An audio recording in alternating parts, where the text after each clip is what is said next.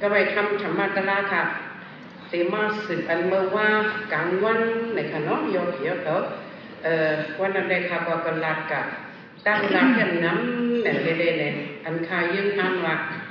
นั่งแบบนี้กะพอคำลงดูใหญ่ต้านลุงแต่นั้นมันสำเร็จกะงาลาย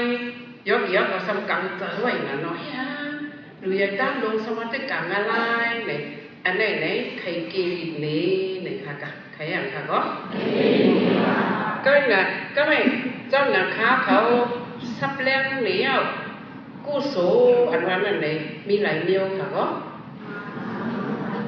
ว่าด้วยอินนุ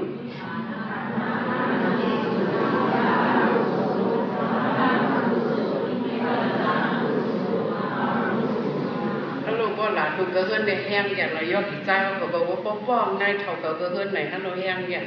เป็นวางใจรัดเนี่ยใครรักอินนะถ้าว่าต้องเป็นทั้งกำหนึ่งค่ะกาลากุโสศีลากุโสสมถะกุโสวิปัสสนากุโสมากุโสเนาะก็ไม่ในอันคาวานั่งมริกาหอคำหลงดูยังต้านหลงไหนมันเขาในกุศลเลยกาลากุโสเนาะกุโสยังค่ะก็ไม่ยกหรือต้องไว้การหน้าผู้สูงในเดเนี่ยมันเป็นพรลี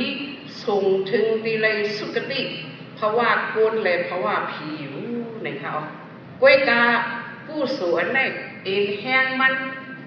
อึดเลยพับดูอเปว่าคือค่ะก็อเปในมีหลายผูกวันนี้เงินนี่ค่ะดิสอนว่ากำเลยน้องมันไปโอเควันนี้เลยเนาะงาลายปิดตาตะลิสาอสุรแกก็ไปยอดที่เขาว่าด้วย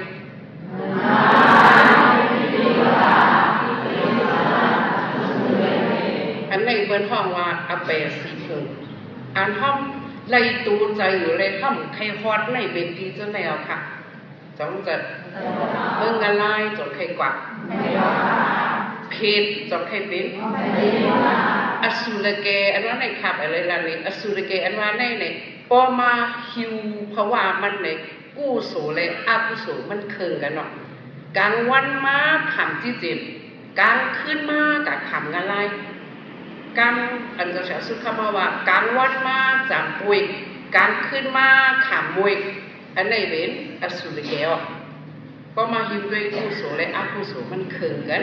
อันนี้เป็นอสุรเกค่ะน้องอะไรพิจารณาตริสันอันว่าได้อันคาราในมูมาวูก้อยอันมีอยู่เลลิ้นนิ้วบองกันเกาคุกเดอันมีอยู่ในน้ำซิบคุกเดนั่นเนาะเข้าไข่กาค่ะจ้องใจก็ไม่ในกุศลด่านหน้าแน่ในมันอึดเลยพักตัวในวะพอเขาตาย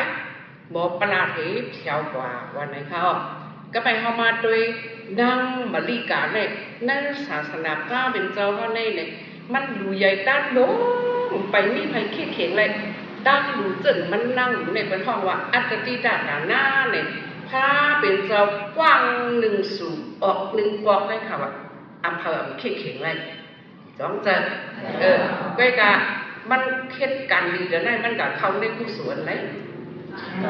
แต่หน้ากุศลค่ะกับเขาในกุศลเลยแต่หน้ากุศลในจ่องมันสำอึดเลยพักดูอเปะอึดเลยน้องใจขาก็ไม่ขาดเลยใครเด็กปืนนั่งบริการเนี่ยนั่งบริการเนี่ยมันเป็นเมฆคนคำกอดสลาค่ะเนาะคนคำกอดสลาในเขาซ้ำปุ๊บเบิ่งสาวัตถีในเขายกเกี่ยวเขาเนาะอันนี้เนี่ยก็ไม่ในสเทอนาถาปิงในสัมเป็นก้นเมืองสาวัตถีเนี่ยก็ไม่สเทอนาถาปิงในมันเป็นตะกาลงพระเป็นเจ้าตาดีเป็นสเทอนาถาปิงเขาในเขาก็เลยแทงสั่งบารมีมาหนึ่งสั่งเขในเขามันนั่นในพุทธภาษาในไปออกมาเฮเลในเอินเดียเมืองทุงมิสิมาใน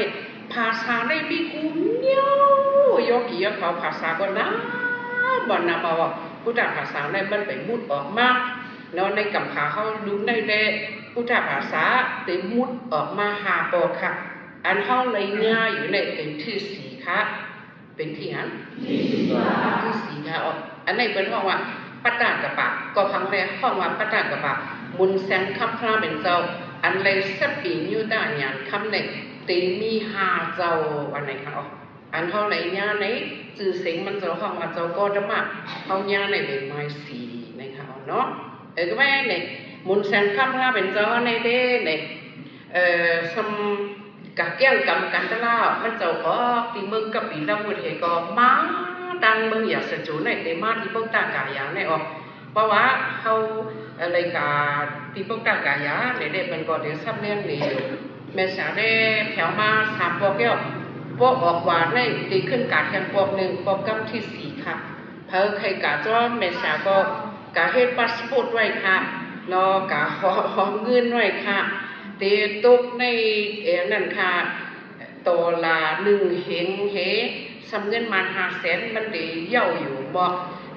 45 แสนในกี่50ในค่ะซึ่งว่าตัวละลงในก็ได้มี50 แสนไผ่เตอร์ในค่ะเนาะก็แม่พระเป็นเจ้าเขาในเนาะคำพระเป็นเจ้าเขาในอายุอสักมันจะเลยมันจะจุนหังจุนหอเฮเลเนี่ยมันจะได้กาเฮ็ดหาช้ำสาอันเจ็ดนั่นค่ะเนาะก็เลยช้ำสาอันเจ็ดในเฮเลตาปารมีมันจะก็ถึงเอาเด็กแก้งกำกันตั้งแล้ว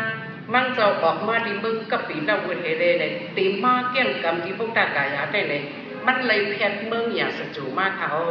เมืองอยากสจูได้ในยาตีอุตุมันพิงผ้ายาสีมันไทยเหมือนเมืองไต้เฮามันมีหน่อยหาดูกามมันเรียกว่าเตางาลงกาโขยาสจูนะคะเมืองอินเดียในกำน้ำมันเป็นทุ่งดินเป๊ะมันกาว่าการแบบกะลาคนน้า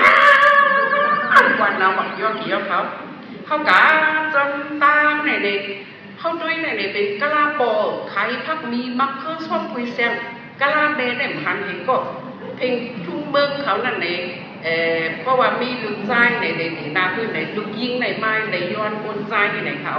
ก็ย้อนยาวในก็กวนใจนั่นเลยหานี่มียิงในต่อจูบตีเลยเกิดลุกเกิดล่างไปอยู่ในเงินนี่เดียวแกลักว่าอันไข่พักมีมักเขาชอบไปกวนใจเลยกวนยิงดำไปออกเลยอันกวนในน้ำมันน้ำแบบย่อกี่ย่อกับไปอยู่กันเนาะทำไมให้นั่นเนี่ยสำหักจ้าแกเลยนักสามีเขาจะในด้วยหางนี้กำลังหักเจ้าหักเจ้าข้าได้ลำแต่ในข้าอยู่ที่เมืองใต้ในซื้อข้าเป็นนั่งเสือแสนเพราะมาโดนน้อยดังน้องเป็นนั่งลำแสนก็ข้ากับเขาเองที่ยาข้าตั้งเขาแบบเด้อย่อเขาไปอยู่กันนะนั่นเองก็ไม่มุนคำพระเป็นเจ้าเขาเลยแค่เมืองอย่าสจูเมื่อพ่อพระเป็นเจ้าเพียรเมืองอย่าสจูมานั่นเนี่ยคนหัวคำเป็นปีสาระสำเร็จยินข่าวเปิดสมัครอ้าวเจ้าใจมาในแพทมาเมืองเขาในหางนี้หางเดียวก้นใจก็ในหางลีนั่นแหละก้นเมืองอย่าสจูในอ่อนกันล้ำด้วยเจ้าสีแพทในเลยเมืองปอเกิงเขาไม่นานก็เมืองปอเกิงไหนย่อกี่ย่อก็อย่าไปถางวันดังดินเกิงอะให้ไหนอุปมามันเป็นตั้งของตั้งตุกตั้งออกตั้งจันซึ่งว่ามนคำพระเป็นเจ้าหนอคำพระเป็นเจ้ามันแพทมาดังตุกเนี่ยก้นอันอยู่ตั้งออกตั้งจันเนี่ยเขามาดังตุกในมูดตั้งพุ่นเนี่ยมีก้นออกมาคอนเหตุตัวยังไงอ่ะแกแล้วเมืองปอเกิงอะไรก็ไม่ข่าวเงามันจะถึงกับดีคนว่าคำเป็นวิสาระ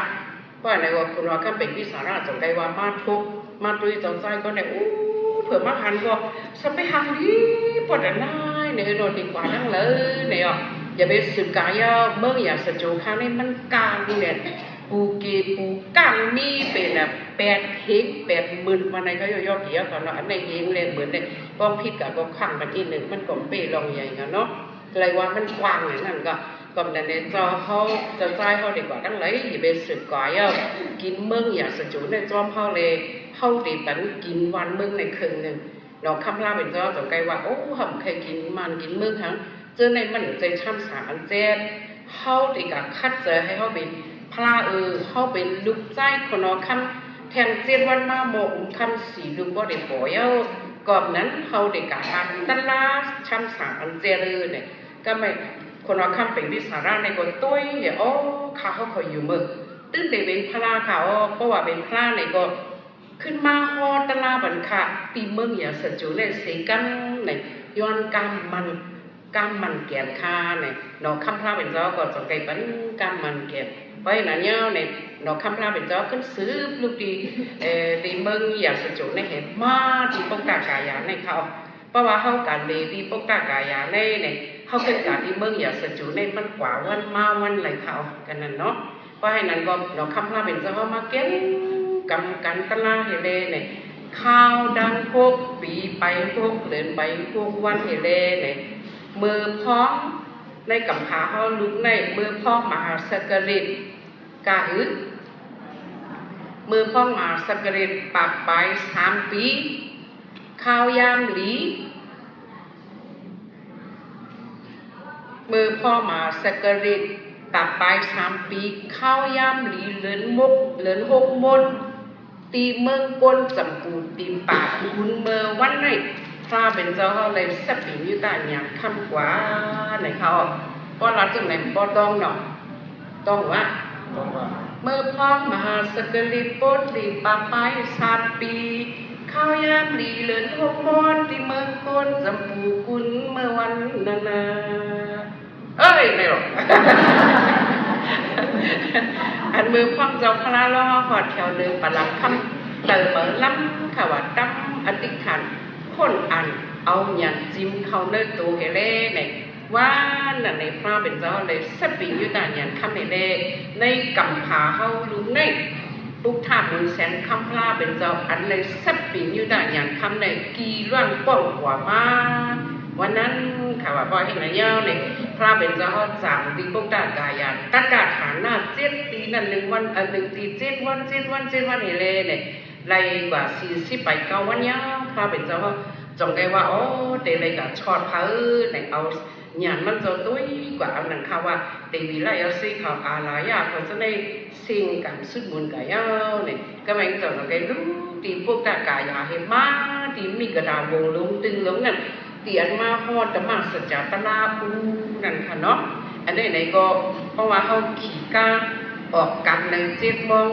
ไว้วัน3 โมงเขาเพียวดีมีกระดาษวงลงตึงลงนั่นต่อถึงแต่เร็วก็ตึงการมีพันก็ในเปิดเอาตายเปิดดึงไว้ให้นั่นค่ะมันก็สายาลีเนี่ยพระเป็นเราจงได้กว่ากันนั่นให้เด็กกะฮอธรรมะตะลาสื่อเสียงตะลาในวัดธรรมะสัจจาในก็กะฮอบันเป็นสาวกี5 เจ้าค่ะ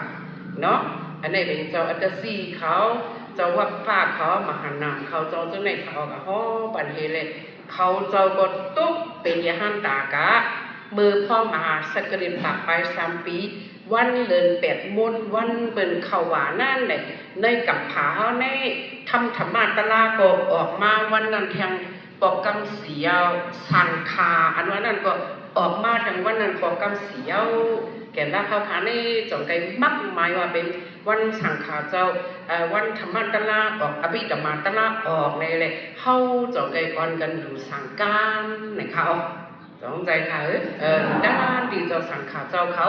ก็เป็นเจ้าสังขาเจ้าเขาว่าจงใจเข้าว่าดั้ง3 เดือนเฮเลสพระเป็นเจ้าจงใจมักหมายว่าสังขาออกแล้วในเลยก็ไม่รู้เหตุการณ์เรื่องตู้นั่นเอาอย่างนี้จิ้มเข้าในตู้นั่นน่ะเนาะแก้มกำ3 เดือนพอ3 เดือนเนี้ยขึ้นปอออกหวายขึ้นติดาสารีเหกายสารธาปิกุยสาริกันทำธรรมะตะละอันเก่าพระเป็นเจ้าลาดปันสุเจ้าเน่สุเจ้าผู้แต่นี่ก็ขึ้นกับพื้นเพเลนี่น่ะในเป็นพุทธภาษาเขาพื้นแก้มกันเนาะตีถอมว่าอย่าไปเอานอนเป็นคันน่ะว่าให้นันยาวในก็ไม่เขาเจ้าในไรตะละเป็นกับเอ็นแห้งสังขามีไว้5 ป้าเหมือนของนั่นก็ไม่ในเกียกังในจงไกมีแทนเจ้าโมนิยาอันวันนั้นค่ะนี้ในตุถภาษาเขากำนำอำป้อหูปืนมันเจ้าในศาสนาเขาในอันเป็นอสัตยหันตาป้อเทเปิลได้เป็นเจ้าโมนิยาเจ้าโมนิยาในก็เต็มเมื่อปันวายินว่าเจ้าสีทัดในกาเกี่ยงกำตาดีวิพลายในมันก็เถิดเฮเลยมันกาเกี่ยงกำจึงคือในต้นไม้1 ต้นอยู่1 ปอกขึ้นมา2 ปอกในยอกี่ยอเขาเกี่ยงกำจังไหนอ่ะเราถึงจะเลี้ยวตีเมืองไทยในไม่ออกเมืองเป็นสาเขากล้าแสงว่าจังไหนเขาไก่กะหันเนาะเขาเจ้ายาหันเขาเจ้าเป็นหมูเป็นจุ้มเขานอนกันในนึงขึ้น กาแค่นึงขึ้นว้าจะดิตีอยู่หนึ่งปอกในคำปันมันถับสองปอกไล่แก่งดำจังไหนอ่ะก็ไปสองบ่อนี้ในก็มาทุบพาเป็นเจ้าเหมาถอมทำฉันมันตลาเหมันเจ้าก็เป็นยาหันตากับไม้พุบเพราะนั้นเนี่ยมันเจ้าก็จะขึ้นผ่าพาเป็นเจ้าเหกว่าในเลยเจ็ดเดือนใจมันเจ้าก็เขาจับนิกบันกว่าในเขาก็ไม่เพราะให้เนี่ยก็ไม่อันเป็นตะเปตะปานในศาสนาพระเป็นเจ้าเขาในอันเป็นลูกใจยาสักลูกใจนั่นค่ะเนาะนั่งสุสาตาอันดูเขาน้ำนมพระเป็นเจ้าเขาแนวมันสำคัญตีหน้าเฮือนตีเมืองบาราณสีก็ไม่สำคัญอะไรลูกใจนั่นน่ะอันมันมาดูเขาน้ำนมเนาะลูกใจก็ในก็ใหญ่มากยาวเนี่ยจัวอยู่เฮ็ดถึงก็เป็นเดียวเป็นใครกะหาช่างสาอันเดียดเลยมันจูลูกตีเมืองนั่นเองก็ลูกตีเมืองบาราณสีนั่นเองก็มาดีดังถึงมีกระดาษลงตึงลงแนวบาราณสีในเมื่อป้นมาสองเฮงปีก็ซื้อมันว่าบาราณสีไว้ต่อถึงตะเลียวก็บาราณสีไว้อันซื้อเมืองแหลกให้อีกในสองเฮงปีไปในเป็นบาราณสีแนวค่ะก้นก็ขึ้นมาขึ้นกาว่ากลางบาราณสีนั่นไก่เขาในถามเขาจะสาวเขาจงให้ลัดวิ่งบาราณสีเพราะว่าลัดวิ่งบาราณสีกลางคำ5 โมงครึ่งจงได้แถวที่มีกระดาษเพราะว่าลัดในวิ่งบาราณสีกว่าดังขอบวิ่งมันบ่เนี่ยจึง3 โมงได้ถึงจะสาวจะว่าอันเข้ามาในเปิงหลงมันเข้าใครกะที่มีกระดาษหลงตึงที่พระเป็นเจ้าพ่อธรรมสัจจตระอุ้ในหลงเข้ากว่าดังลัดเอาเนี่ยต่อมาดังลัดกวนมันขึ้นมันคือเนาะยอเหี่ยวเนาะเพราะฉะนั้นเนี่ยก็ไม่เจ้ายัดซ่านั่นต้องเป็นลูกที่เมืองบาราณสีก็มาหาติกัดตีเย็นจงไกมาญาพระเป็นเจ้าก็ด้วยว่ามันก็มีเจอตลาอยู่มีอย่างค่ะยอเกี่ยวเขาก็มีเจอตลากูก็นั่นน้องใจก็ถอมจากไหนเอากุ้งเอาบุญแก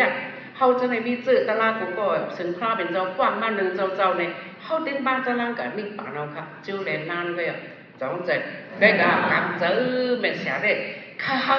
ขาเฉพาะญาติจัดเลยมักตลาดผลตลาดมาเป็นเอาอะไรในใครให้คัดเจอจัดในค่ะกันเพราะว่าถ้ามีเจอ我有就หย่อนใจคือเอาเจอด้วยหัวในการเนาะเดี๋ยวไปเป็นเท่านั้นขนาดต้องใจค่ะคัดเจอให้มันอะไรค่ะกันก็ไม่เพราะให้เนี่ยเนี่ยเจ้ายักษ์สร้างในหลังไงมาย่ำผ้าเป็นเจ้าคาราติเกียงแหวนเนาะเพราะว่าเขาตลาดบัญญัติเนี่ยมันส่วนหนึ่งยาหันกว่าเพราะหนึ่งยาหันกับยาในเขาก็ปล่อยอูเมมันเจ้ามาหาเนี่ยพระเป็นเจ้าก็ฮอตลาดบัญญัติเนี่ยในกวนเฮิร์นโคสองแขนอันเป็นซอดบันปกโกลูกตีบุดุสินเฮพบทบญากะเหลียหน้าไม่ตาอุ้ยลีเฮ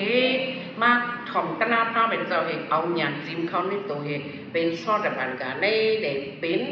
อูเมเจ้ายาซาในอันดังสุดาในยอกเขาในเขาดูห้วยนะเนาะเขาเป็นคนเหตุการณ์วิปัสสนานั่นขนาดน้องใจเพราะให้นั่นเนี่ยใต้ก็เจ้ายาซาในเพราะเขากล้าขายจ้องกันเขาสำกว่า50 ไป5ก็ตาสีวะตีเมืองอย่างเสจูเล่เมืองสาวที่ในยอกเขา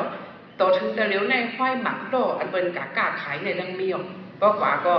เป็นหนอ50มาเป็นหนอ30เขาก็ขายโคจ้องกันเนาะก็ยาวก็เขาขึ้นมือจ้องกันเนาะมันเป็นวิธีทุกมันจากไหนคะเนาะเพราะให้นั่นยาวเนี่ยใต้กองจะไหนวะใต้ก็หายกันในฮันว่ามีดังไหนวะเขาก็จะมันดีด้วยมันจ้องกันมี50 ไป10มันดียาวเนี่ยเขาก็จะได้ขึ้นมาพูดว่าเลยเขาเนี่ยเป็นใต้ก็กันเนี่ยมันเนี่ยเป็นหูเป่าเขาเองก่อนเขากันกะไว้กะกล้ากะคายกะซีก่อนนั้นอันมันเลยเฮ็ดกันเนี่ยมันมีตั้งยกย้อนเซใส่เข้าก็อันกัน1 พาเรืองสังการเองแก่นกำจอมมันเข้าดังในว่า3 เดือนอันว่าเนี่ยมันก็ขนโตกะกล้าคายทีไรก็มันแค่ไหนเขาก็จะ1 พาเรืองสังการดัง50 ไป10เจ้า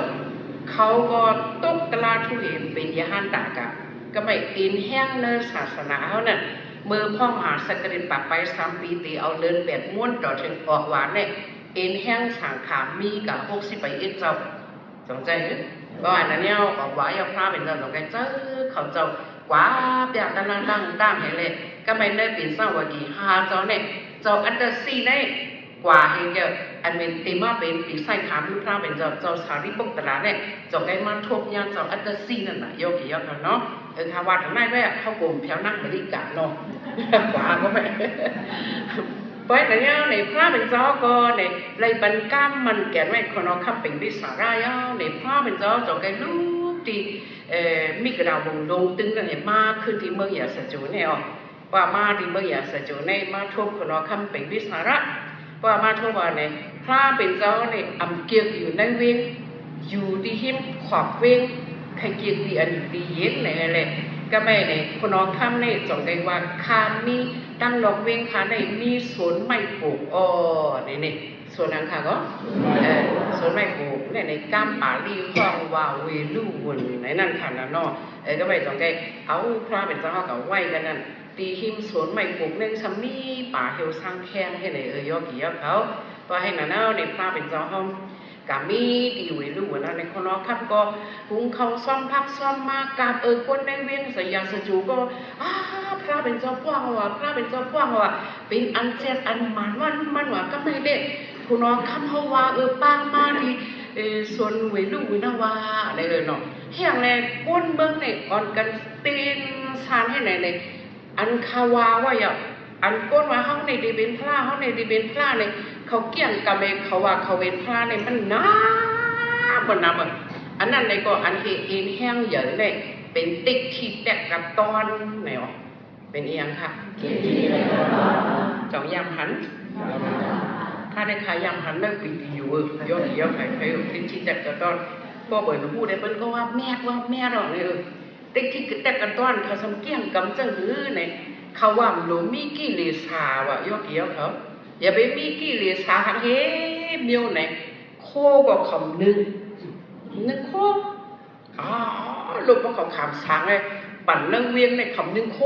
ต้องอาบีตัวยอกี่เขาว่าเนาะก็อันเป็นสารหันเต็กที่จะกระต้อนเนี่ยเขาเบี้ยนั่งปีดีอยู่ลูกบนกระถอมตะล่างเขาไปนั่งยิงอะไรเขาเต็กที่จะกระต้อนก้อนนั้นทำให้เรือเนี่ยงวยหนุนก็ยาวโคโลก็ยาวโคก็นึงยีบงวยลำเหป้าคอนเต่าเหป้องกว่าก็ตุกตูโลกาหนึ่งโคการงวยลำเหตุตอันคำว่าตรงได้งวยลำมันน่ะเลยป้างวยลำกับตรงก็ไม่เขาในการซ่อมมาหน่อยยอดเขียวเขาไปอยู่ก่อนสมัยนี้ในไปกินข้าวเนี่ยก็ว่าใส่ในหวานเองกินในเป็นกิเลสาวะตุกกะลาจนเราก็ยอมมาหวานพักเขาเองคิงติ๊กที่จักรดอนก็เอามือแค่ไหนฮะเขาก็มาเสิร์ฟบันมันลูอย่างกินเนี่ยจอมโดดก็เป็นลูหลายยอกี่ยอเขาไปว่าเป็นขมุนบุรีก็กินเนี่ยลูก็กินเนี่ยให้ว่าเป็นนั่นหน่อยตันนากิเลสาวะโลหังวะว่าไงมั้งก็มาเป็นนั้นยาวข้าก็ยินเลยข้าซ้ำเมื่อก็เล็กเข้าซ้ำอยู่หิมเงินกะลาน่ะกะลาสองก็ผมมีสัมมีลูกอ่อนสัมห้าข้าจะสู้คำเนี่ยข้าจะสู้คำสัมขาวข้าสัมลำเปิดว่าข้าเป็นกะลาว่ะลูกเก็บแม่เขาขาโปเขาเห็นแล้วว่ายอดเขียวเขาไปว่าตั้งแต่คุณหลังคาแผลเห็นหน่อยเหมือนกะลาหน่อก็ไม่เขาสัมอยู่จำกะลาโปป้ากะลาเห็นแม่ถ้วยเขาเองเขาสัมสอนเขากำกะลาข้าสัมตึกต้อมก็ไม่แต่ข้าก็ด้วยอันเบอร์นี้มันที่ทิ้งแต่กระดอนคิงติ๊กที่จักรดอนเขามาบานี่เนี่ยว่าบานี่เนี่ยมันย้อนหนังนั่นแล้วกำลาว่าบานี่เนี่ยเป็นหนังเขาบอกเอามาถอดเสนอมือคุณกินเนี่ยเลยยอดเกี่ยวกับไปก่อนเนาะก็ไม่สวัสดีกับพ่อตะล่าว่ากว่าก่อนนั่งไทยโคนี่ไม่ยิงกะลาท่านใดคนนึงซาลีออมหลอกมันแหวนนะมันห่างลีเลยเนาะห่างลีแล้วกล้าเป็นเจ้าเนี่ยกิเลสาลกเฮงหาปักช่วยมดยุดเกลียวเสียมกาพระเป็นเจ้ามาท้าสั่งประทานเศร้าสีในไอสายเงาเจ้าเขายังชี้เช่าตัวในออกมานั่นน่ะยกกี่ยกเขาว่ามันทำบอลิ้นนับย้ำนั่นน่ะตัวพระเป็นเจ้าเขาเด็กป้ออะไรหันแต่ตาเขาบอลิ้นแผลแบบต้องใจค่ะเลยนอกเป็นอะไรกิเลสาก็มดกับมดอะไรก็ไม่มาเขาก้นเมื่ออย่างสจูเขามาหาหน่ะลองเกี่ยงกำจะไหนหันจะไหนเขาก็อันกันเห็นเขาซ่อมพักซ่อมเพราะว่าคุณเอาข้าวมันน้ำยำเขาบอกมันอันเจ้าเราเนี่ยก็ไม่นั่นยาวเนี่ยเขาก็มักกับซ่อมพระเป็นเจ้าที่ส่วนหวยลูกเหมือนนั่นน่ะพระเป็นเจ้าก็มาฮ้อตะลาบันคนเอาคำเป็นวิสาระมาฮ้อบันมายา มีพยาอันมันนั่นก่อนนั่นก็สมัครมันห่างดีแด้เดี๋ยวมันอากาศคาเกมมาหน้าใหญ่นั่นนะเพราะเด็กข้อกว่าที่เดียวเขาไว้กันให้ก่อนนะเนาะยอดเยี่ยมครับไปนั่นเอาเนี่ยก็ไม่คุณเราสเตทนะถ้าเป็นเขาเนี่ยสำลูกที่เมืองสาวัตถีมากกาไข่ที่เมืองอย่างสจู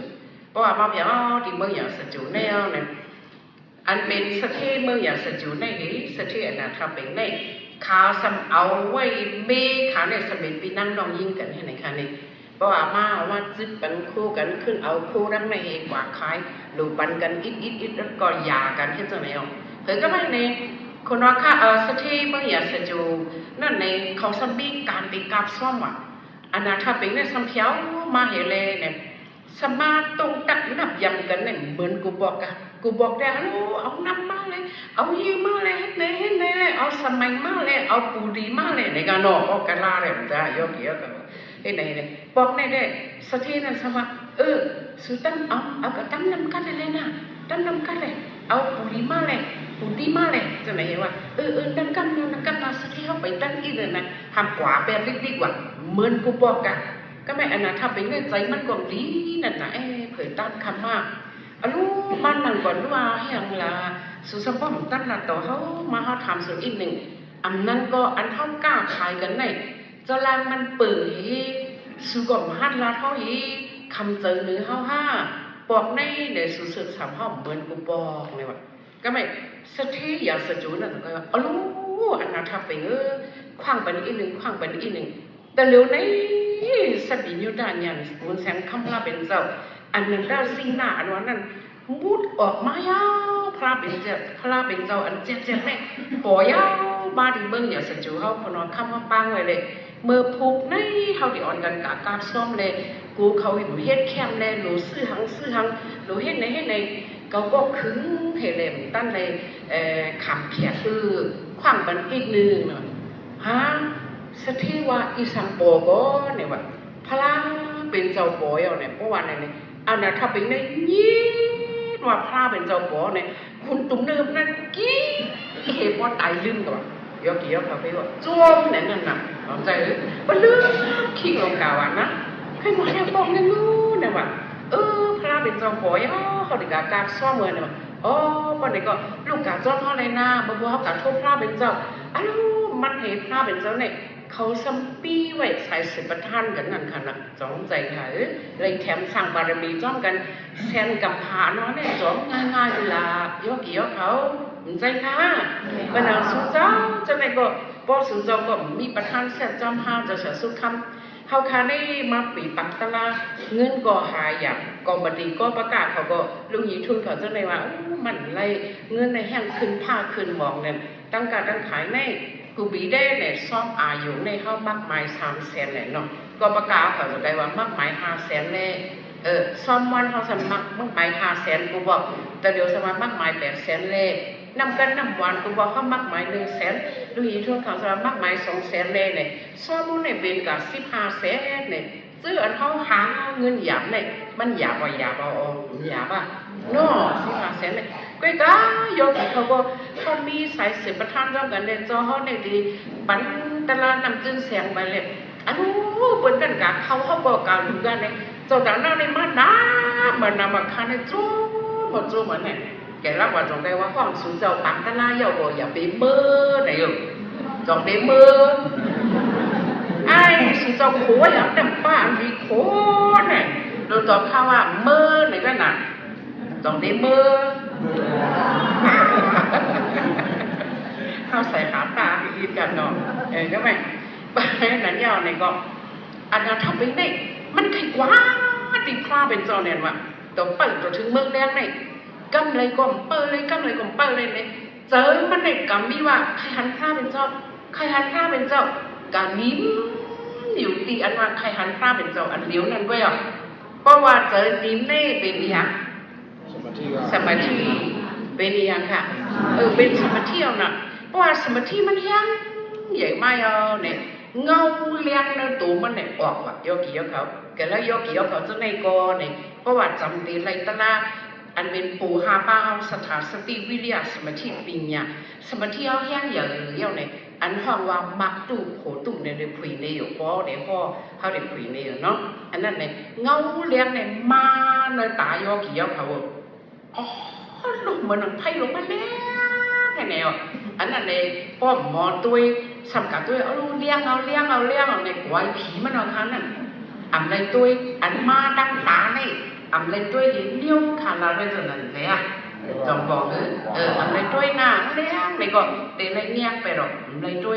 ป้อมเงี้ยของเลยเนี่ยเตะเลยมึงตาไปดึงกำเห็นขึ้นแล้วเข้าดีเลยตัวอันเลี้ยงกันภาวะเนี่ยกับของเนี่ยป้อหลุดตุ๊กมักตะลาผูตะลากาเลยอันป้อมมันดีกว่ากา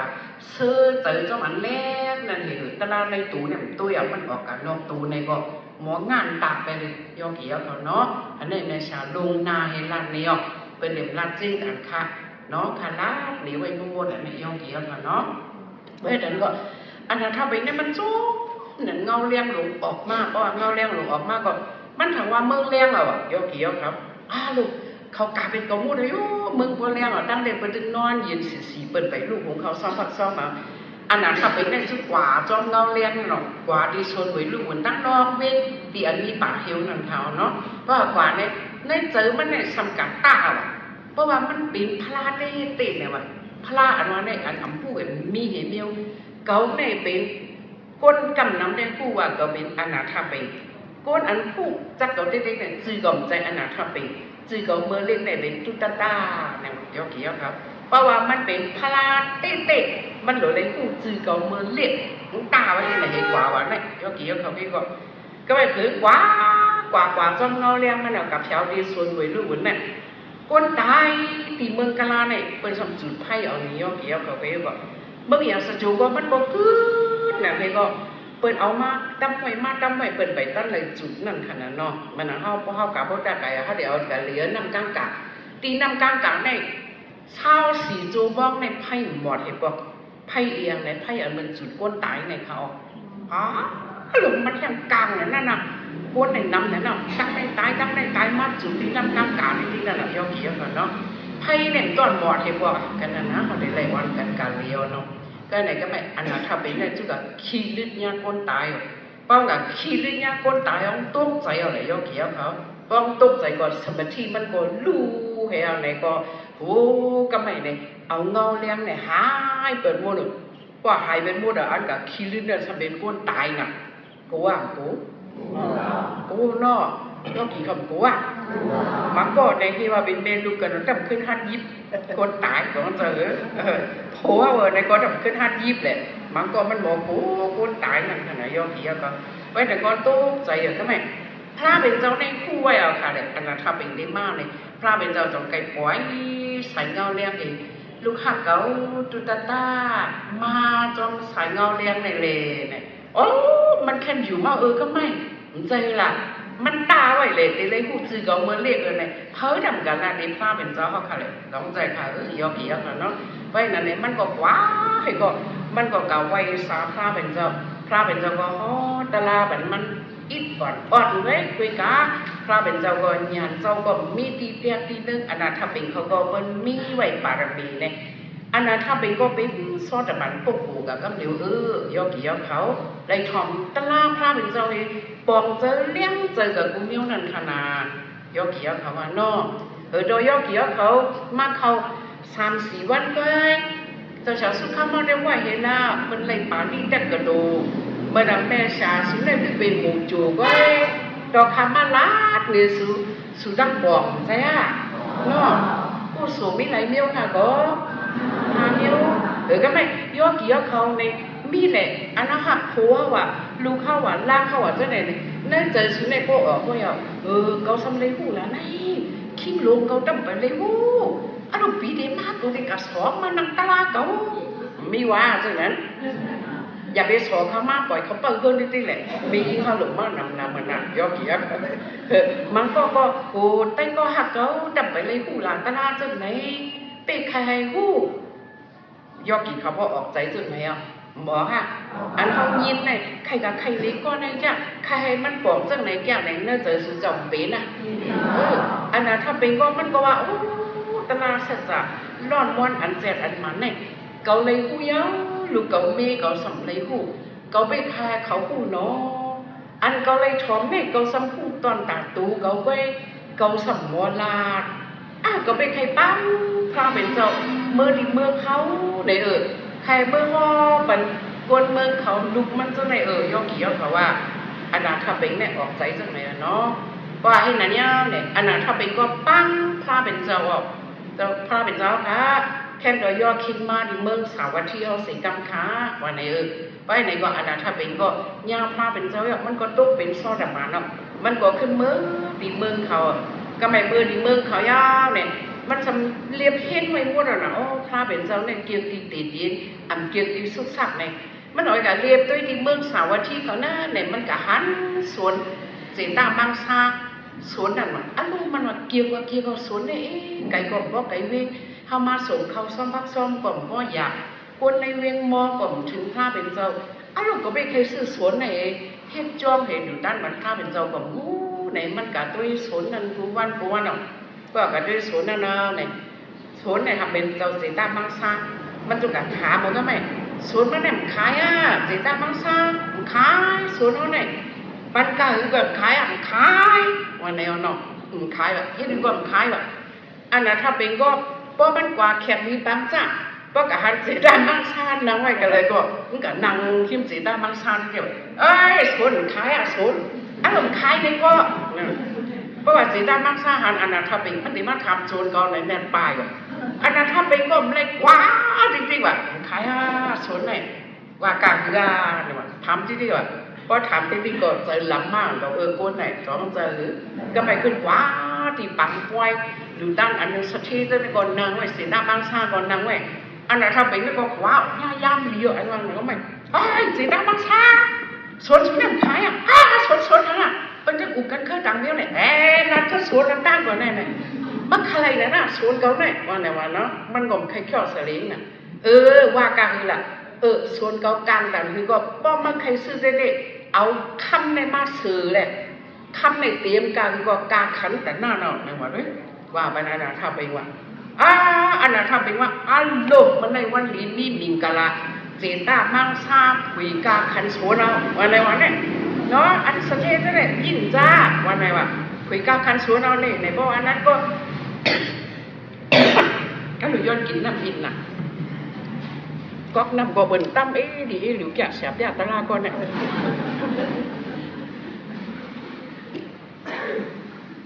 สำไก่ห่อเนาะบ้านห่อคาตั้งแต่หายก่อนนะย้อนเกี่ยวเขาคือยินขาใหญ่ก็ให้นะเนี่ยอันนั้นเข้าไปเนี่ยอันกี้นั่นเบิ่นสากาทั้งวันเนี่ยลูกกว่าก็กว่าฮ้าลูกน้องจะเตมันเห็นกับพอกเยเงินเยคำมันเห็นตังโลเห็นเจอลูกน้องตะเปงเนี่ยมาเสือคำจะไหนเพราะว่าต้นไม้เนี่ยมันใหญ่แล้วไหนก็เอาคำกอกไว้ซื้อเนี่ยบ่เตรียมกับบ่ได้ย่อเกี่ยวเขาก็แบบเสียตามบางซากับเตียนไว้กินไว้ถือไว้ต้านไปอย่างเผื่อมันมาตีสวนมันเนี่ยคำเนี่ยบ่เยอะลงกับบ่ได้ย่อเกี่ยวกับไปอยู่กันเนาะก็แบบเสียตามบางซาจ้ะก็ในขาใส่อีจะใครตานอนตายก็เนี่ยว่าจะมาฮึดปันนั้นก็ไม่สมมติแรกข้าว่าสมมติกำลังสวนก่อนสมมติซื้อเนี่ยมุขค้าสะเทียวอ่ะมันเลยถามการขันสวนเนี่ยเลยเอาคำสื่อข่าวว่าสะเทียวใจมาสื่อเนี่ยมันต้องไปคุบจะอะไรว่ามันกะลาที่อนาถาไปนั่นขนาดเนาะวันนี้คือแท้วันนี้ก็ห้ามสะเทียสูงมากกันเลยเขาวันนี้ก็ห้ามสะเทียอนาถาไปมากไม่ใช่เลยคุบปื้นไหนเมื่อกันนี้ปกติกายนั่นข้าสำเร็จเอาบุญฟันป้อวิดีโอนั่นใจเขาว่ามันก็มีเงินอยู่ก็เนี่ยย่อกาเขาปีมาหูเขาขึ้นมาเท่าว่าคำมาอะไรให้เขาอะไรหันมันก็มีเงินก็สัมทีกูมันหมดไว้บันไอจามนายจามลึกตีเห็นหน่อกักพวกดักกายนั่นน่ะย่อเกี่ยวเขานั่นก็ให้เขาอะไรหันเจือนว่าเขามีเงินก็เขาไปใครหันไหนก็ให้เขาอะไรหันเนี่ยเขาในป้อวิดีโอเนี่ยในใจเขาในว้อนมาเขาว่าลูกขากะหันคำเป็นมุบดในตาเขาเนี่ยอันนั้นถ้าเป็นเอาคำสื่อเลยในเขาได้สาธุว่ามีเอาย่อเกี่ยวเขากันนั้นในอันนำหมอมือบานพระเป็นเจ้าเขาเป็น คดไว้ตาพวกเราเป็นเจ้ากระตุ้งซ้อมไม่อ่ะแต่มาสุดดีในก็มีดอกถึงจะเหลียวยกเกี่ยวกับไปยกกับเขาได้กับเป็นปีตีนั่นน่ะเนาะข้าได้กับถามไก่เขาอันนี้เป็นจ้องพละไก่เขาขึ้นมาอันไหนนาอันติ๊กชายาฮันลงไปเป็นหนึ่งสังขายาฮันเฮตายเป็นมินว่านี่โอ้ก็ไม่เจ้าเขาอันนี้ผมว่าก็ไม่เจ้าปันพระเป็นเจ้ายาฮันว่ะจึงเจ้าของว่าเจ้าติ๊กชาตายเป็นมินในเป็นจ้องมะนาวทำมันในวันนี่อันนี้ฉันเป็นจ้องเจ้าสิวลีในก็เขาก็กะไว้ยกเกี่ยวกับว่าเจ้าสิวลีอันว่ามันเจ้าสัมผีหักนั่นน่ะเพราะว่าดีกว่าดังในเป็นตั้งเถื่อเลยในก็ผีเขาว่าเฮ็ดตามมาให้ก็เฮ็ดผ่านเฮ็ดก้นในร่องซ่อมนั่นน่ะองค์คุณสังสิวลีก้อนวิจรยีปีปั่นมาผู้กะตั้งร้อยบนจ้อมคอยผู้กะตั้งนำบนจ้อมอ้ำอันนั้นน่ะก้นหรือก้นตั้งในมีไม่ใช่แต่กะตุ้ยในบ่มเยี่ยวอะไรยกเกี่ยวค่ะเนาะในเป็นจ้องหมอกกลางในเขาเฮ็ดไปจ้องอ่อนจ้องอีกมันน้ำแต่นั่นค่ะเนาะไปนั่นเราก็ในอันนั้นถ้าเป็นเจ้าเพียวมากอันในจัวแห่งละส่วนเขาในมันต่างในรู้แห่งมาสื่อเนี่ยอันนั้นถ้าเป็นเนี่ยต้องได้ว่าพระเป็นเจ้าปอยอ่ะแต่เดี๋ยวในกองการอะไรทำตลาดมันแค่มาก็กองมอนัดก็แค่ให้คนเมืองสาวัตถีเขาผู้เอกก็ไม่ได้มาเฮ็ดจ้องเห็นหรือเนี่ยก็ไม่เสียหน้าบางซ่าเนี่ยเราเลยว่าอันกึดอยู่ไหนอย่าไปเสือเอาให้เป็นการหน้าเก่าก้อยกาสวนในกำคล้ายเพราะว่ามาใส่จืดจ้องในใส่บ้าจืดเก่าอีกหนึ่งว่ะจะแกว่าเป็นม้าจ้องสีตัดวินไม่นั่นเขาบอกว่าก็ไม่เขาดูการป้องกันกายจ้องกันขันกับสักใครดีสุดเนาะไปนั่นเนี่ยเนี่ยก็ไม่คนเมืองเขาก็มากับซ่อมหนักพระเป็นเจ้าเขามาอยู่ที่เมืองสาวัตถีเนี่ยเศร้าหาวาเขาเนาะคนเมืองก็มากับซ่อมคนละคำก่อสลากว่าคนเมืองกับซ่อมเขากับซ่อมเพราะว่าคนเมืองกับซ่อมสมบอกคนละคำก่อสลากคนละคำก่อสลากกับซ่อมก็บอกเขามาเข่งตั้งดูกันก็ไม่จุ่มเป้คนเมืองอะไรวะคนละคำไหนคนเมืองไหนออกเขาในนึงก้อนนึงออกไหนเนาะใส่เขาใส่อันไหนเนาะเขาใส่อันไหนเนาะเนี่ยเมื่อหนังจ้องทำเดี๋ยวอะไรข้าเฮ็ดก่อเร็วเป็นเลยยกเกี่ยวเขาว่าใจฮะเขามาจอยกันเฮ็ดเดียววิจักให้ยกเกี่ยวเขากินวันใส่อันนั้นแหละอันนั้นไปวันขึ้นใส่อันนั้นแหละเลยนึงก้อนนึงออกนั่นน่ะถ้าเขาหวานบ้วนใจฮะหวานเดียวตัวเขาก็จ้องมาค่ะยกเกี่ยวกันเนาะแม่เบ้นั่นเนี่ยคนละคำจุดน้ำเห็นเงาก็ไม่นั่งมาลิกาจัวหันเห็นโผล่เนี่ยไปนั่งไหนนั่งตุ๊กซุ่มเงากูตาเจ้าเบี้ยวก็เพียบยิ้วเพเป็นทั้งแม่ว่าเนี่ยจะแบบทำคนละคำจะนั่งห่อมเปในก้นเมืองเนี่ยตั้งในกำไข่เพื่อเปก็ว่าเขาแค่ในที่นึงมันเป็นการดีให้เปิดเนี่ยเมื่อวานนะว่าเขาดีหรือน้อยเขาพักในห่อมเปเพราะว่าเขาเห็นจังเลยเขาสมบูรณ์ขึ้นบังจังเลยในวันเนาะนั่งมาลิกาว่าอยากให้เขาเจ้าปีในวันนี้เพราะว่ากึ่งกลางเป็นปัญหามาในนี้มียิ่งในแข็งเห็นคนใจหมดเลยยกเกี่ยวกับพี่ว่าเจ้านั่งยิ่งก็ยืมยกใจก็จงยืม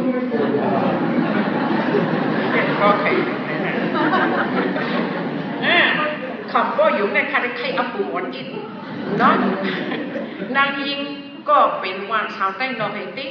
นำไว้ว่าก็ไม่ไปใจเหมาก็ในกระสอนปาลีแต่กระตูลงออกลิออกไล่มาให้เลยหนึ่งคนกิมอันขาพูดแท้คนโหก็ปัดน้ำมันหมอกในคนเลยยี่ว่ามันได้มาดีวันนั่นแหละแมงมุมในกระจุกตัวบนปนาดว่ะยกเห็นได้มาดีวันว่าได้มาดีวันนั่นน่ะเนี่ยนั่งมันทำตึ๊ดๆนะว่าโอ้ไปถามในมันได้มาดีวันเฮามันได้กะเฮิรนไผ่กลมพูดในก็ได้ถามตัวเองก่อนอย่างมันยังมาอีปอกตรงนี้มันไข่กะเฮิรนเขามันเห็นผู้อยู่เนี่ยนั่นน่ะก็คืออันติ๊กนำเป็นที่ทำไปใจเหมาไต้เวียนเขาติกาเลยค่ะว่ะมันถามว่าเหรอก็ไม่เหมาไต้เวียนเนี่ยตีเลยตอบว่าเข้าดีกว่ากันในเนี่ยมันจะหรือว่าเนี่ยมันจะไปใจเหมาไต้เวียนใช่ไหมเข้าเนี่ยเปลี่ยนปอกแตกกระสุนมาไม่ว่านะปิญญาหมอมดปิญญาเต็มตัวมาเด้อว่านั่นจะว่าให้สมัยให้ว่าปิญญาเต็มตัว เขาจะทำมาปีใจเหมาไต้เว้งปีกาเลยมันรู้ว่าลูกกาเกิดผู้ลาผู้เลี้ยงผู้ก็หลิงเกิดลูกออกปุ่นเท่าวันอะไรเลยเนาะลูกกากันในมันสมตั้มตาได้อันเขาทำเองต่อมาในตั้มยากันสมาเขาเปลี่ยนปอกแตกกับโสมาปีญาเตรียมตัวมาอันพูดมีสมัยวันเนี่ยตามันด้วยเหตุว่าด้วยเดี๋ยวเนาะก็เลยปีใจเหมาไต้เว้งเขาค่ะปีญาเตรียมตัวในค่ะก็เตรียมตัวก็เขาเข่งกันได้ปีญาอีกค่ะไรเดี๋ยวว่าก็ไม่นั่งนั่นซื่อว่าเพราะไหนเขาได้เข่งในคาเดมนัดเพราะว่าปีญาเต็มตู้ได้มันกูเมียวเลยตีซ่าย่ำเดี๋ยวห้าเข่งกันค่ะน่ะคาเดอ่าน1 2 3เพราะว่าอ่าน1 2 3เนี่ยเป็นไล่เข่งกันน่ะเมื่อไหร่ล่ะไปด้วยคาร์ลไล่คาเฮ็ดในปีใจเหมาเขาปะคารานี้กันปีใจเหมาเขาวนอะไรแล้วเพราะว่าปีญาเต็มตู้ได้ตาติดไหนหลวงผู้กำเหลวนั่นน่ะใจค่ะยอมเขียกันนะเพราะไหนนางนั่นก็จะอ่าน1 2 3เมื่อวานนี้ก็นั่งนั่นมาจังเลยข้าได้สิเซอร์ค่ะข้าก็เฮ็ดให้คนโหงอยู่นั่นน่ะเฮ็ดให้คนโหงอยู่ข้าได้สิเซอร์ค่ะข้าก็ได้ข้องบางก็มันก็นั่งก็ว่าก้อนวันก้อนสวนมาเลยมีเพกึ่งกลางเร็วเนี่ยว่าเนาะ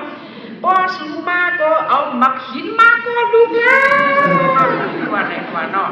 เอาโคไลมาให้เลยมันก็ว่าไงวะมันก็ห้องให้สังมันเอาให้สังมายิ้มแล้วแต่เดี๋ยวได้ในก้นวันเขาเนี่ยเขาพร้อมเพลงกันเนี่ยนะวะเพราะว่าเขาไม่เอาเนี่ยขาเพราะเขามาแถวดีขาเมื่อเป็นหางนักค่ะที่ว่ามันจะแก่เบิกตีเขานี่มันแต่เสื้อขาเนี่ยก็ในขนหัวขาจะมีนาค่ะก็ขาย่ายออกเนี่ยว่าเราขาย่ายนาค่ะดอกขาได้สิกเสื้อสิกสินค่ะขาได้ที่ว่าปีใจตีเวงอย่างมึงเลยค่ะก็ทำไรเฮ็ดที่มึงเลยใจออกไรเฮ็ดนะอันจ้องลองได้ว่าไรเฮ็ดในปีใจหมาเขาหลูกีรีนั่นคานาเนี่ยว่าเนาะปีใจหมาไต้เวงก็ดำไรเฮ็ดมันสำเร็จก็ดีกีรีมันก็ย้ายมันคนโหมาอันเนี้ยคนประหลาดงอก็เข่าไก่ขึ้นออกอะไรวะอย่างว่าไอ้หน่อยก็ไม่ก้นวันว่าไม่เอาตาพุดไม่มาเลยเอามาคิดลูกใหญ่ลูกลงเอามากูก็แล้วเขาได้มามันไปสั่งเขาก็โหไปซ้าเนี่ยติออกมาอ่านรู้อันเลี้ยงที่ปังตะลาชาหกสาตั้งย่านเนี่ยว่ายอดเยี่ยมว่าไหนก็เป็นเจ้าเหมาเต้นวิ่งเนี่ยกับหมอกิริจึงว่าแค่นั้นล่ะแค่นั้นก็ไล่อันนี้เด็กหมอเนี่ยว่าเมื่อกี้ดีแล้วมั้งเป็นมาเหียงก็ไม่ง่ายเลยค่ะเป็นทางเนี่ยว่าแต่ละเฮ็ดละเป็นจังมาเลยก็เงาเป็นก็ออกมาที่นั่นน่ะยอดเยี่ยมกันนั่งนั่นสงสัยว่าเวียนตกน้ำหมอค่ะอะไรวะน้ำหมอนั่นสำเร็จว่าเรื่องว่ะเวียนตกน้ำหมอค่ะอะไรวะไอ้ก็เวียนตกน้ำหมอก้นวานเขาก็เพียวมาเฮ็ดทางไรอีนั่งปีใจเหมาไต้เวทีมาดีวานเขามันกินตั้งกินหนังมากกว่ามูเค้งเฮจ้องตั้งมันต้องไม่น้ำเนี่ยว่ามันมายอดกินน้ำข้าในอังเด็ดน้ำเลี้ยงมันมากับเยี่ยนแล้วข้อเก่าแหงกันได้ตายเวียนกับกินได้น้ำหมอมันออกมาแล้วค่ะก็นั่นมาหินอันสุดมานั่นปล่อยโต๊ะค่ะเลยใครหยิบเลยบอกหินมาแขนอ่ะลุงเขาค่ะแขนอ่ะนั่งยิ้มเขาก็ไม่นั่งบริการชื่อว่าคาที่ว่นบันขาดเนี่ยว่าดีละนั่งเลยว่าจะไปยามเขาค่ะเจ้าพี่เขาค่ะเขาหลูเข่งกันอันว่าในอันกวนมือมีเขามีเนี่ยจ้างขนาดเจ้าพี่เขาตั้งเจอยานหนาเขามาเนี่ยเอาจ้าง5 ปากเฮตั้งเขาเอายิบงงเฮค่ะนะว่าเมื่อวันนั้นเนี่ยใจจ้างตู้ได้สมัยเนี่ยเลยก็มามันรู้บันเป็นเองจ้างกะอยากกันค่ะเจ้าพี่เขาค่ะเนื้อเมืองเขาเนี่ยมีไว้อิงกุลีมาล่าอันหมดแทบเนี่ยมือแบบนั้นมันหาย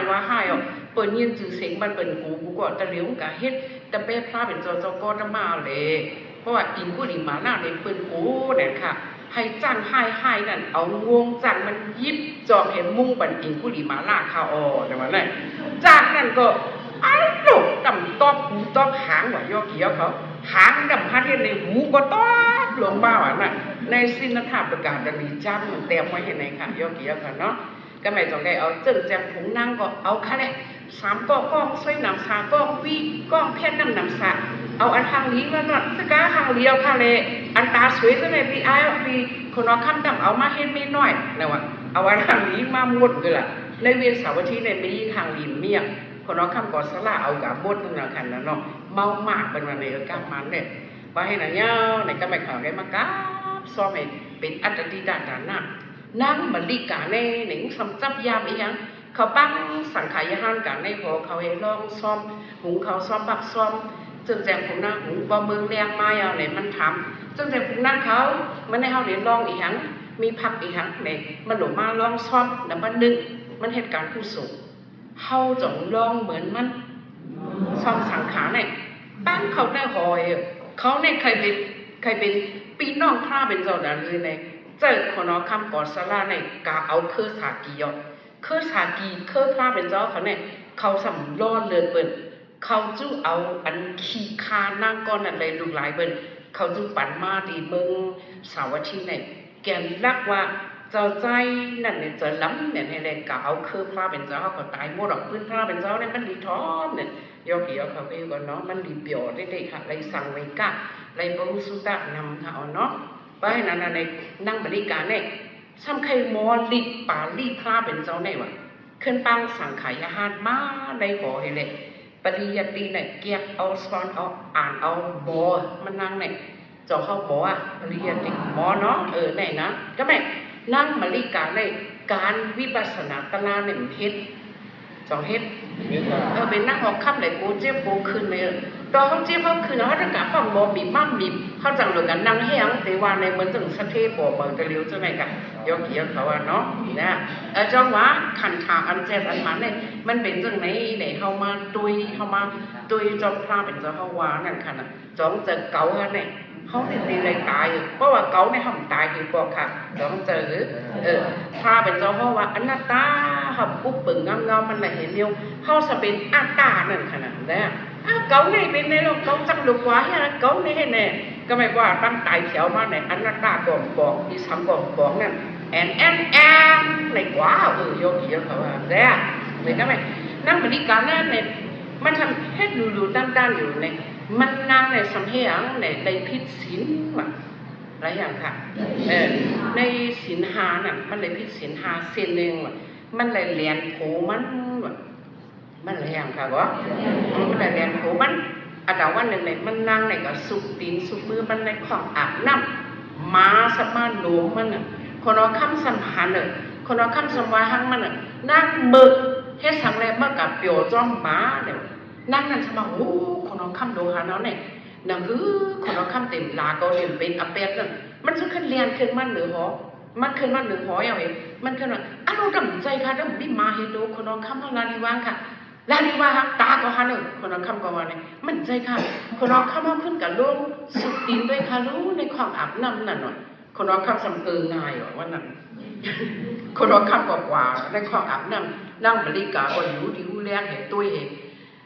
คนนั่งบริการนั้นสำเร็จปีมายาเฮนั่งคืออเปรนเตหายมันเฮ็ดให้คนเอาคำนี้อเปรนใช่ไหมคนเอาคำนี้เป้แม่เองกันด้วยนะว่าคนเอาคำเองเป้แม่ว่ะโลดสมองแห้งๆก็ไม่คนเอาคำนี้เป้แม่เองกันด้วยคนเอาคำนี้เป้แม่เองกันด้วยคนเอาคำคนนี้ตกใจเนี่ยออกมาในของอาบน้ำเนี่ยขึ้นมาหนึ่งหอให้สังเลยมาว่าเป้แม่ล่ะเจ้าพี่เจ้าค่ะไอ้คนหนึ่งใช่ย่าเป้แม่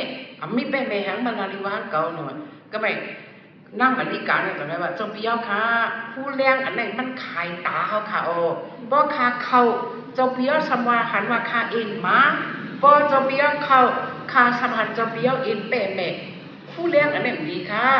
สลอมมาต่อซึ่งว่ามู่มาท่องเบิกเขาตึกมาอยู่ที่ผู้เลี้ยงเนี่ยผ้าสัญญากับอาบน้ำเปิดเดินเล่ห้าว่าคนเอาคำเอ็นชัดนั่งขอคำเอ็นม้าในวันไหนเอาค่ะก่อนนั้นเจ้าปีปิดไปแล้วผู้เลี้ยงเนี่ยปิดไปแล้วคนเอาคำบอกง่ายแค่ว่ายอกี่ยอครับจุขึ้นปีแปดผู้เลี้ยงนั่นว่ะตั้งเป๊ะอันมีตั้งพินเนี่ยเป็นนั่งมาลีกับจองใจค่ะ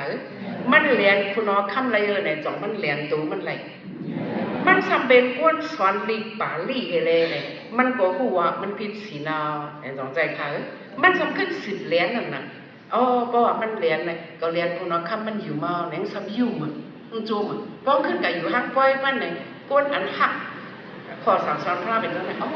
เขาเห็นกันเรียนเขาพิษสีนาเนี่ยเพราะเขาเลยเห็นพิษหนึ่งเมียวเขาใจลำเปิ้ลเขาขึ้นใจลำตูเขา จ้องใจค่ะแกแล้วเขาว่าค่ะแม่เช้าในร้านเสื้อขาหมอเนี้ยพอขาเหรียญเนี่ยเหมือนงูอยู่ในตองขาเหรียญที่ไหนให้ไหนแกแล้วขาหมอบังซื้อพอขาเราเป็นซื้อเป็นใจร้านกว่าคำใจร้านเปิดใบลาโตข้าก็ข้าพวกกันลาโตเปิดเอาขับโยกีเอาครับขับมาเป็นคนซื้อเท่านั้นเนาะก็ไม่ให้นั่นนั่งอยู่ที่การให้ก็สำเร็จไปเพราะนั้นเนาะในบางตัวก็มันลืมบางตัวก็คุกจะเลยก็ไม่ในเพราะว่าเขาตีตายใน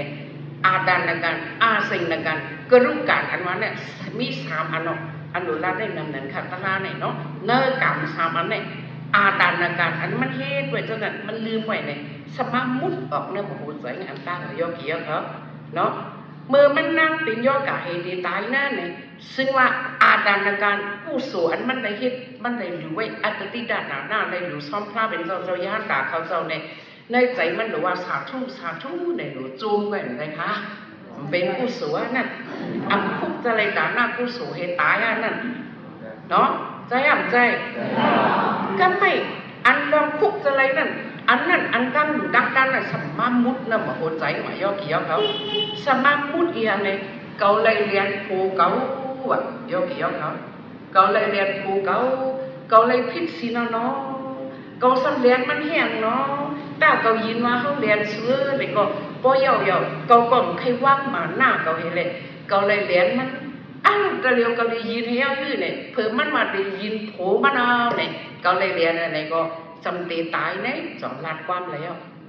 ล้านความแล้วป้อนนั่นเนี่ยเขาหัวเขาเลยเฮ็ดตีเปิ้นมาอันเดียวเนี่ยใจป้อว่าเขาเหนียงในเนี่ยเขาดีออกเจอจวมห้าเจออันดี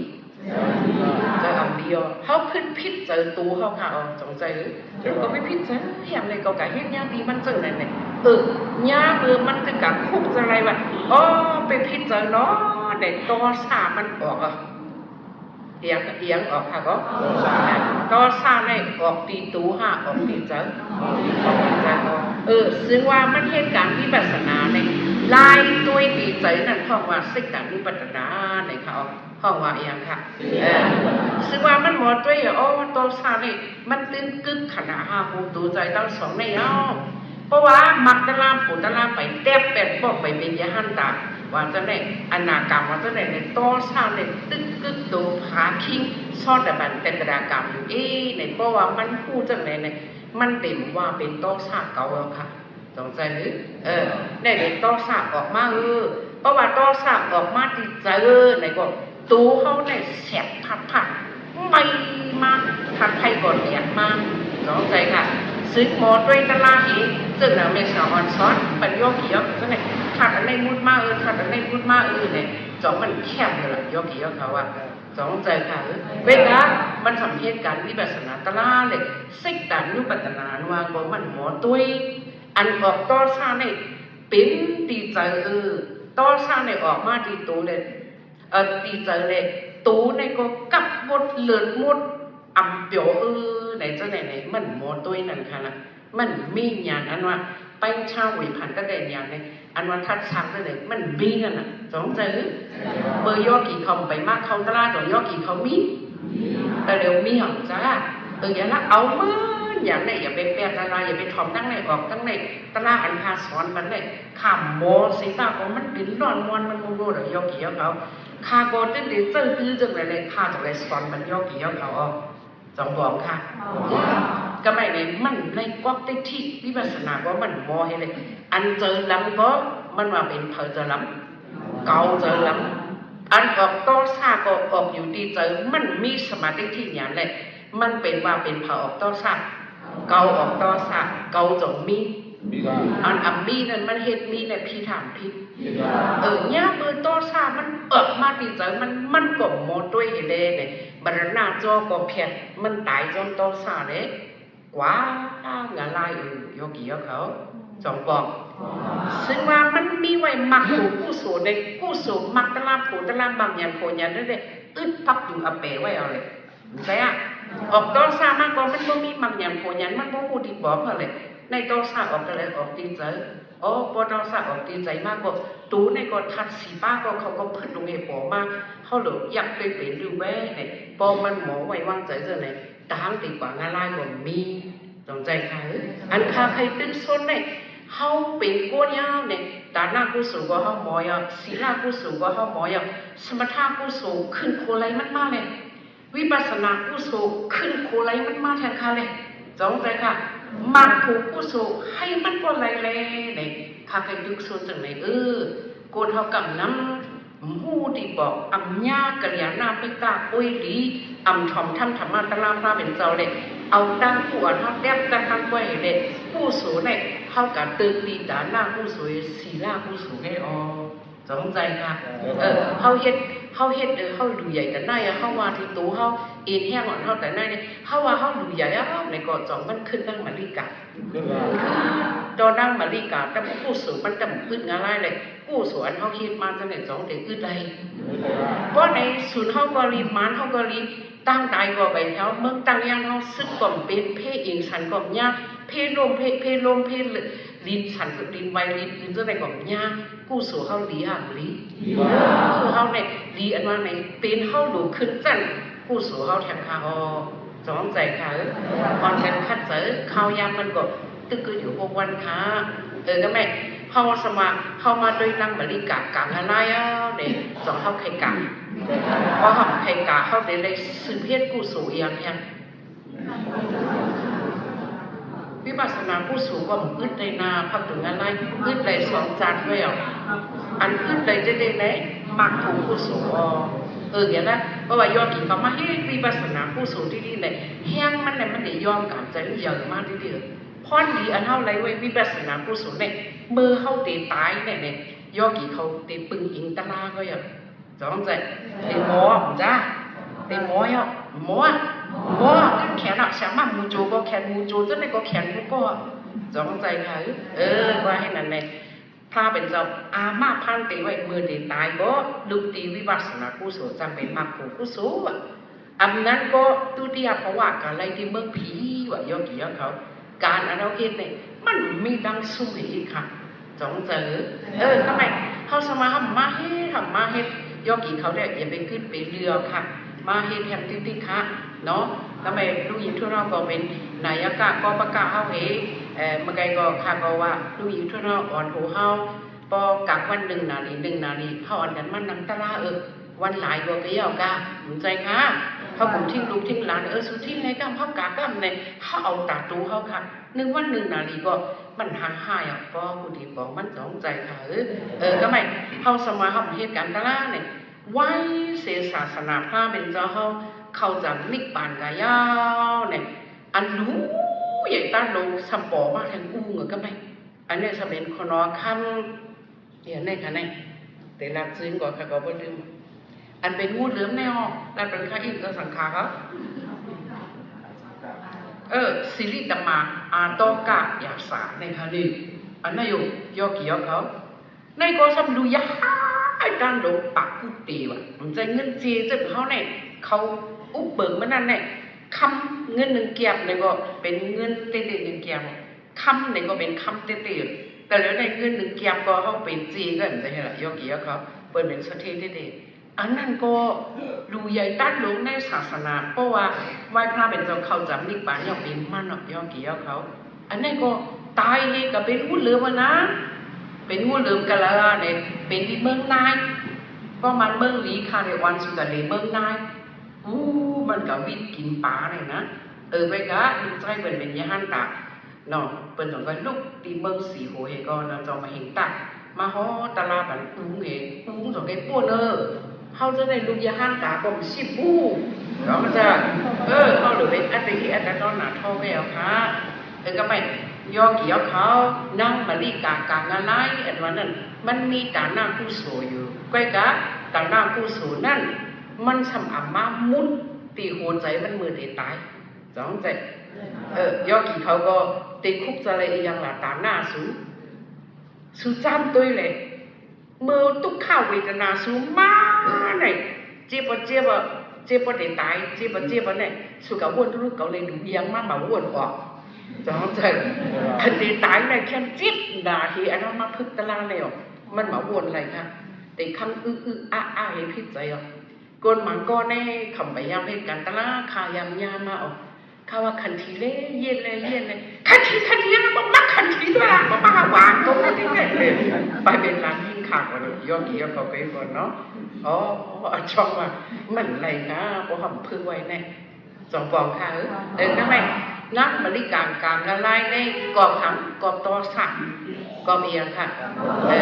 กรอบเจอเนียงเจอแข็งเจอเลี้ยงออกสองใจค่ะใจตัวสักสัมตันยักษ์สัมมีลายหมอยักษ์แบบซึ่งแต่นุปัจจุบันได้เป็นตัวสักโอ้ในกรอบหมอยักษ์หมอตัวกล่าวว่าเป็นตัวสักเก๋าตูเก๋าเจอเก๋าในก็แอนในเหี้ยย้อนเกี่ยวครับก็หมายความว่าย้อนที่เย็นคอนตลาดในก่อนค่ะ